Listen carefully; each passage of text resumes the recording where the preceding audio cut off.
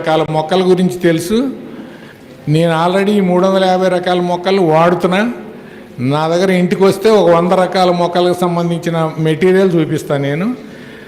నాకు పొద్దున్న లేచింది మొదలు సాయంత్రం వరకు నేను వాడే వాటిల్లో కొన్ని రకాలు మీకు చూపించాను.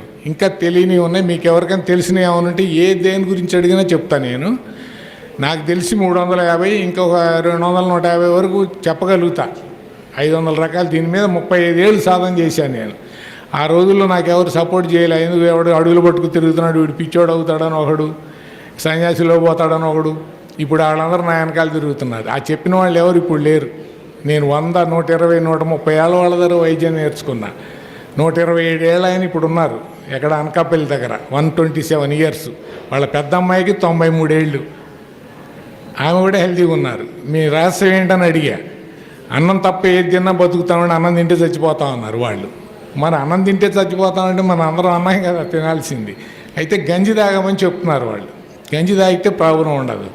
తర్వాత మెయిన్ ఏంటంటే మన శరీరం మనం 40 ఏళ్ళ వరకు మనం ఏం చెప్పినా వింటుంది. 40 ఏళ్ళ తర్వాత శరీరం చెప్పినట్టు మనం వినాలి, లేకపోతే అన్ని ప్రాబ్లమ్స్ వస్తాయి.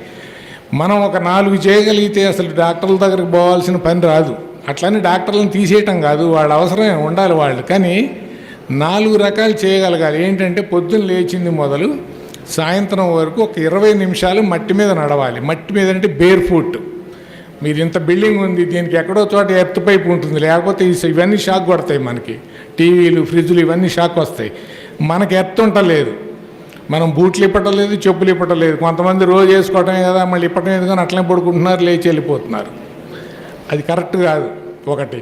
రెండోది ఏంటంటే కూర్చొని నీళ్లు తాగాలి. ఎవరం కూర్చొని తాగట్లేదు, నిలబడి తాగేస్తున్నాం.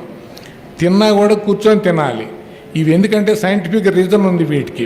భూమి ఎర్త్ అవుతూ మనం తినే ఆహారం నవిలి తినటం వల్ల ఎక్కువ లాలాజలం తయారైతే దాన్ని మించిన యాంటీబయాటిక్ ప్రపంచంలో ఇప్పటికి లేదు. లాలాజలం చాలా విలువైంది. అవసరమైతేనే ఉమ్మేయాలి తప్ప అటుగోలు ఉమ్మేయకూడదు. మూడోది ఏంటంటే పొద్దున్నే వచ్చే సూర్యకిరణాలు, సాయంత్రం కిరణాలు ఒంటిలో కనీసం 10 నిమిషాలన్నా మనకు తగలాలి. దీనికి ఉదాహరణ ఏంటంటే పక్షులకి ఏం ల్యాబులు ఉన్నాయి? ల్యాబులు లేవు, ఎక్స్రేలు లేవు, టెస్టులు లేవు, చెప్పులు లేవు, కళ్ళజోళ్ళు లేవు. కారణం ఏంటంటే ప్రకృతి ధర్మం పాటిస్తున్నాయి. నాకు మొత్తం